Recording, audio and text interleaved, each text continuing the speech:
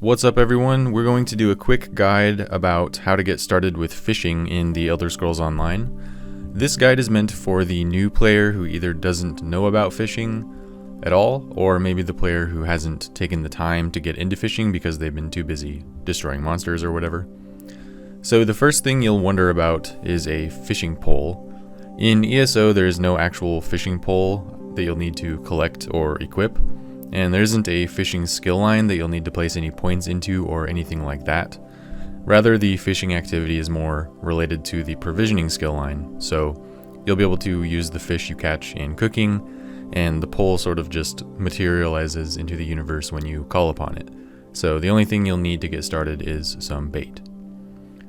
You may come across used bait during your travels, but this is a useless item that can just be discarded.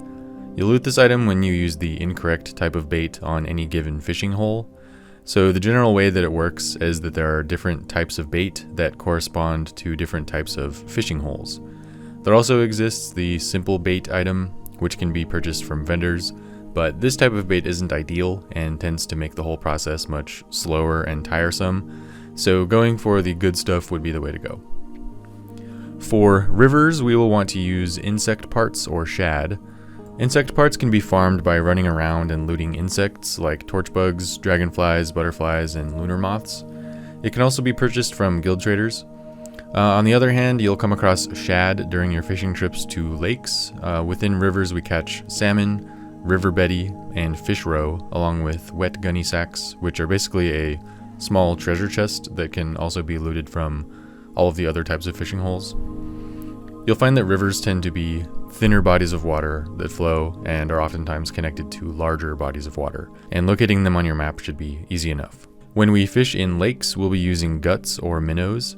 Guts can be looted from small creatures like chickens, frogs, rats, scorpions, swamp jellies, and so on, while minnows are caught in saltwater fishing holes. Inside lakes, we can catch spadetail, silverside perch, and shad. As you can see, the possibility of looting a bait type for different types of fishing holes is always one of the possibilities of loot when fishing, so you'll be getting some amount of bait back on each trip. Lakes tend to be larger bodies of water that are located more inland from the coastal regions of the zones. Moving on to saltwater, we'll be using worms and chub as our bait.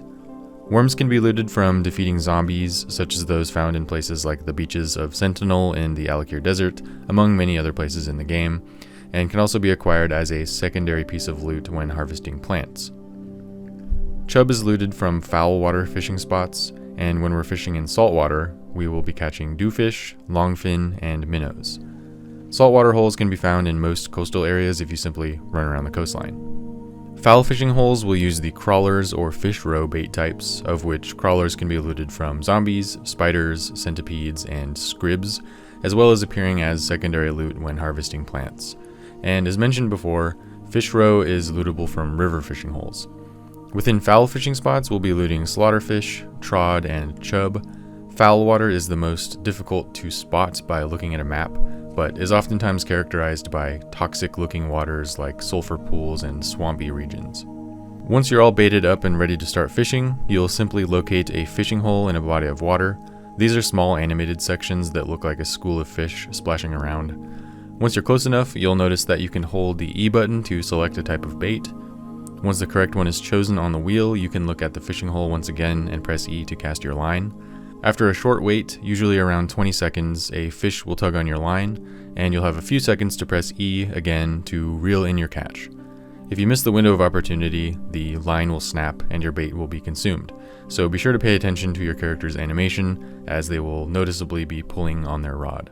All of the basic fish types that you'll be catching, such as salmon, spadetail, longfish, and slaughterfish, among the others, can all be filleted in your inventory. So hover over the fish in question within your bag, and you'll see the option to fillet your fish. This will provide you with the raw material, the more general item fish, and this can be used in recipes.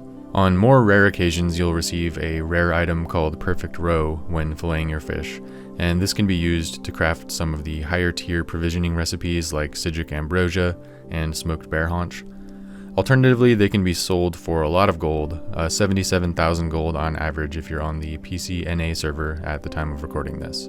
Once you start to get the hang of it, you'll notice that most of the zones have angler achievements that can be viewed in the zone guide. This will keep track of the rare fish within that zone that you've looted, and once completed, the achievement will unlock.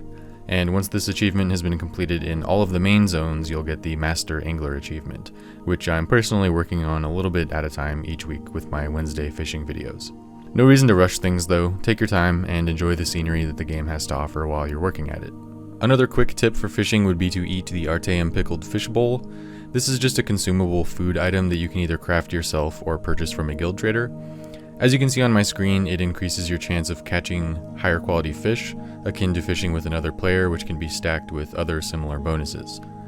Eating this consumable will kind of mimic the effect that you would get from fishing with a group of people or just another person, so if you're kind of antisocial like me, you can still get the same benefits. There are a few useful add-ons if you're playing on PC that I would suggest using if you go down the fishing rabbit hole. Firstly, Votan's Fish Fillet. This simple add-on will allow you to fillet entire stacks of certain types of fish in your inventory, rather than having to continuously press E to fillet the next one. I would also suggest the Rare Fish Tracker add-on, which can be toggled on and off so you can set up a hotkey when you're actually fishing. This just shows a list of the fish that you'll need to catch in any given zone for your angler achievements, while lighting up fish that you've already caught. This tends to be an easier way to keep track of your achievements since it can stay up on the screen and you won't have to constantly look in your zone guide trying to figure out which type of fishing hole to look for. One more add-on that I personally like to use for fishing as well as other resource gathering is Harvest Map. This add-on will display nodes, chests, and fishing spots on your map and also out in the world as you run around. Once you've looted a certain resource, a node is placed there so you'll know it as a spawn point and can come back to it in the future. Alright, that's about all the info that you'll need to get started fishing in ESO, so I hope that helped and you can enjoy an often overlooked aspect of the game and get some nice in-game relaxation time. Be sure to like the video and sub to the channel if you enjoyed, and I'll see you next time.